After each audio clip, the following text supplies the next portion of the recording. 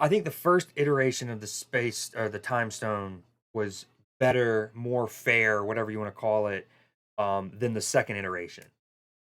Then they made the third iteration where it makes Thanos cheaper for one turn, and then given where the Thanos package kind of fell, I had been saying I was like, dude, they could probably take the turn thing off of Thanos, of the time stone, like still make it only discount Thanos, not the next card you draw, like the second iteration, or give you an extra energy like the first iteration.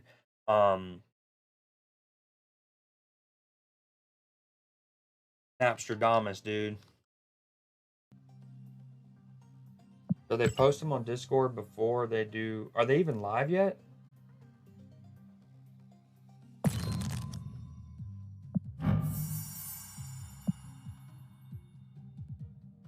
And I verbatim, I was like, nothing can stop you from playing Thanos.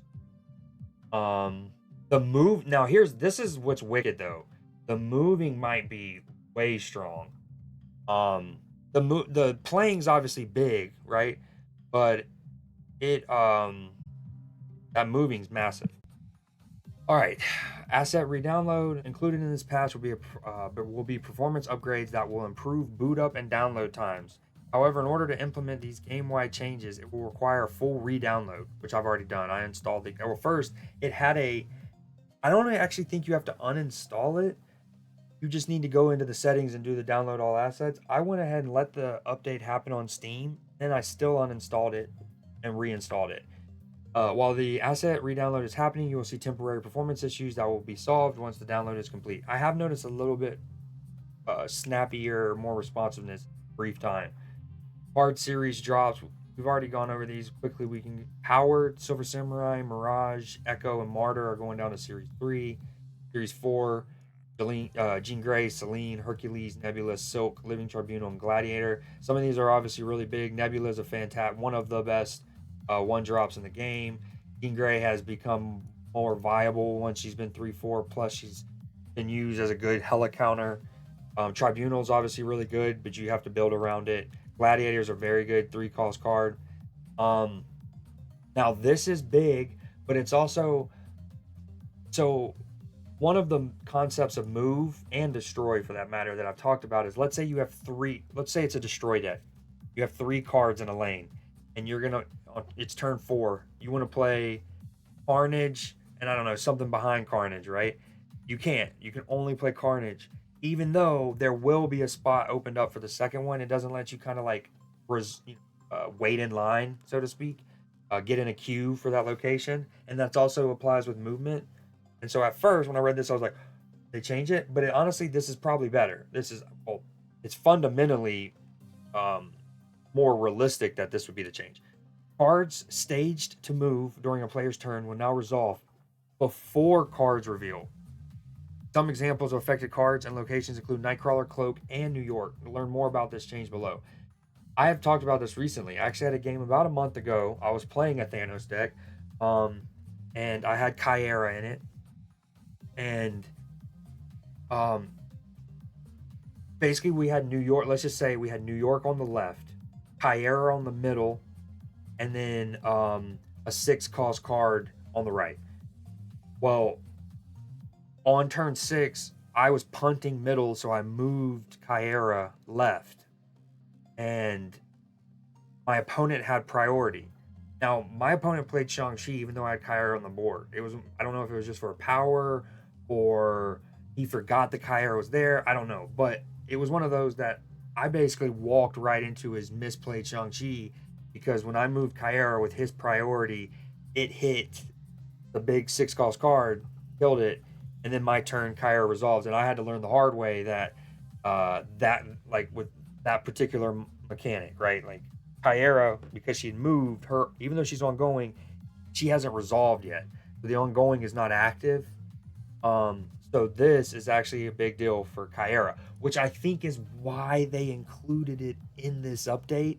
Because Kyra is obviously going to is from a lore standpoint intended to be paired with Thanos and has been paired with Thanos since her arrival. Okay, with that said, features Collectible borders are now available in the cosmetic shop at a discount. You can also now own multiple. Hopefully that doesn't. Is that going to take place of avatars?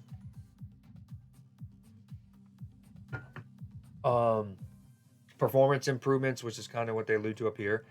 Faster boot up times, download times, and asset optimization. You can also now own multiple copies at a time. Art. Ooh, we love these. These are some of our favorite stuff in any patch. Hold on. The collection level road has been modified to no longer have a cap for those who that affects. The fallen cards have had visual effects. Ebony Blade and Beast. That's dope. Space Stone and the Soul Stone have new effects. After being made aware of issues around the Gambit variant, is that the one that dealing with Demons bundle? Is that the one with Shadow King? Like a $70 bundle or something? We're swapping it out with the X-Men 97 Gambit. We greatly appreciate those who brought this to our attention, and will continue to work on improving our processes. I didn't own that, but I feel like you might be kind of upset if you did. Following cards, sound effects, the same two as above, and new voice lines for Venom and Hawkeye. With the trailer coming out yesterday, that kind of makes sense, right? It's probably we all Venom kind of thing. Thanos. All right. We've significantly updated the Infinity Stones to revolve around Thanos. Wicked. Now, I have already seen the Space Stone thing. Also, around that time in conversations, me and my community have talked about the concept of we all know that they want Thanos to be the card you play instead of just in your deck, and you maybe never intend to play him. And that's kind of historically been the case with Thanos in his own deck. And so me and my community have had suggestions about how, especially if Thanos is going to start on our hand. Now, the whole Spider-Ham thing is a dynamic, but shouldn't the stones kind of like all serve to like supplement Thanos incrementally, and that we like as he gets one at a time, anyways. So Thanos has promised in our Thanos as promised in a past patch, our goal with this complement of changes is to position Thanos in such a way that the deck is less effective at becoming a shell for the strongest ramp-based strategies, as has been common in the past. We want to give Thanos decks their own distinct identity and to better fulfill the fantasy of aligning oneself with the Mad Titan. We are also aware of concerns that Spider-Ham can be too frustrating a counter to this strategy, as Thanos starts on the left side of the player's hand. If necessary, we'll adjust the ham to a functionality that is less disruptive. They disabled the location Sanctuary entirely. They changed Mind Stone from drawing one, which this was essentially like Mind Stone had already been changed, not only cost level, but this was changed because if I'm not mistaken, it originally only drew stones to begin with. And then now it's back to drawing 2 stones. Part of this set of changes does mean abandoning design space we've previously been interested for, distributing Infinity Stones with other game pieces. Our internal testing actually discovered that these designs were less exciting to many playtesters than were to the internal design group. Don't do it like this. It's just too much. Getting blasted. I lied.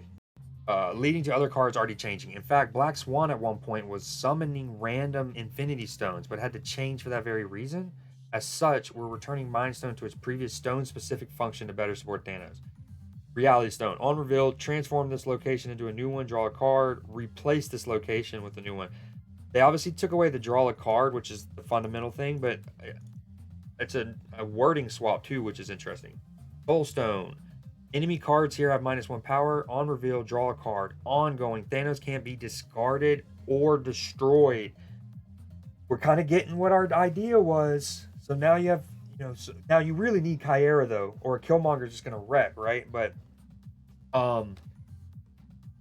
that's huge. That's huge. The discarded thing is interesting because normally you haven't really put discard stuff in a Thanos package.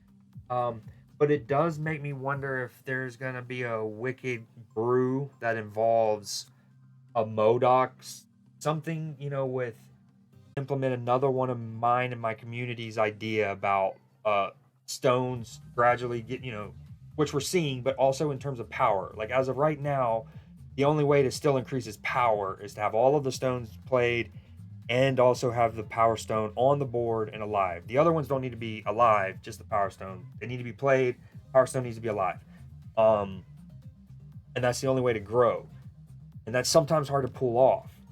Now, with the return to this, because I've also mentioned that concept. I was like, with some of the changes, I don't know how often. I was like, even with the Mind Stone early on turns 1 or 2, I might not get all of the cards to boost him.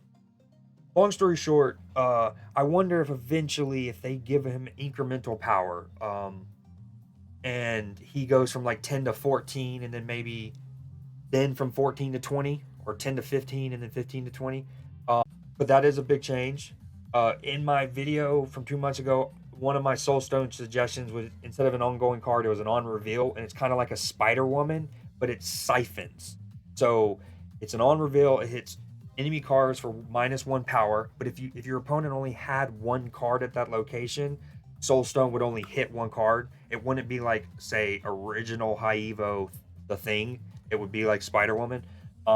But whatever it hits, it goes to Thanos and power. Hence my incremental power increase. Obviously, they didn't do that. This is still really cool. We kept the cards drawn by all 6 stones the same, shuffling a draw from reality to soul.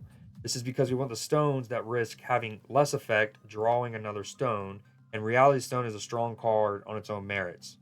Well, to me, reality stone is the one I like playing the least because I'm so spooked about what I'm going to get.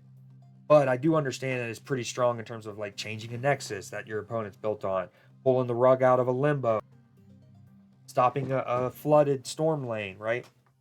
All right, Space Stone. This is the big one that I called. I'm not going to cover it too much because I talk about it in that video. Next turn, you can move one card, as we know. Now it's still draw a card. I wonder why they like. Hold on. You know, it used to be the draw a card was at the end of the text. Now it's at the beginning of the text.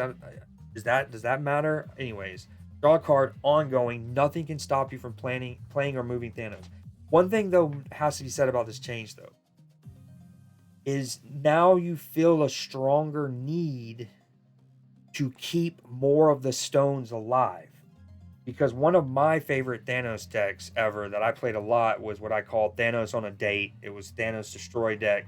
And it was, obviously about killmongering or carnaging or getting rid of those stones eventually. You didn't want them anymore. And that's less relevant because so many of them are ongoing now and you want to keep them alive for this. I guess with the Space Stone, once you have Thanos where you want them, you don't really need to keep that alive as much. But one thing instantly comes to mind, a Spectrum deck. Even if you don't ever play Thanos, you have Soul Stone, Space Stone, Power Stone, which I guess is technically is only one additional ongoing. Maybe I'm overreacting there. Okay, Time Stone. All they did was take away the next turn concept, which is exactly what I alluded to 2 months ago. I was like, I think the nerf to Thanos decks is worked enough. Like, take the Time Stone next turn part off. We strengthened Time Stone. Part of our approach in the first place was to ensure that we weakened the Thanos deck enough to release its grip on the metagame. With that goal achieved, we believe the combination of all of these changes will let us add a bit more strength to Time Stone in particular, so that it's more satisfying to play. As mentioned earlier in the patch notes, we've updated card movement made during the staging portion of the turn to resolve before any cards reveal. This affects cards like Vision, but has no impact at all on cards like Iron Fist and locations like Bifrost. We made this change to resolve a number of confusing interactions. First and foremost, this is when the cards visually update already, so it just makes sense to line the resolution up with the game state being represented. Well worded, very well articulated that by them. Second, this addresses some weirdness unique to ongoing cards. For technical reasons, ongoing cards have been built to temporarily turn off when they change locations, as I alluded to earlier with the Kyera into New York example. In part due to the way these cards can have specific location-specific abilities and visual effects. In the past, you may have heard of some tricky move-based ways to Enchantress a Cosmo, or duck Shang-Chi with Devil Dinosaur. Those won't work anymore. There will be a handful of other minor impacts to this change. However, a general guideline of assume player-made moves will happen before everything else should lead you to the best sequencing for your cards. Again, I think a good example to provide would have by Kyera, you get a 6 cost card off early. Someone brain fart, they forget that the Kyra is there, they play a Shang-Chi with priority. That person had moved their Kyra, boom, Shang-Chi hits them. Bug fixes can now play scroll, no, okay. I'm glad they're clarifying that, although they had already fixed this, the demon bug sound. All right, sweet. Let's get into it. I want to try so many decks on the show. It's this Thanos 2099 deck. However, wait, Time Stone doesn't allow you to move other cards anymore, though, so this actually wouldn't work. How about that?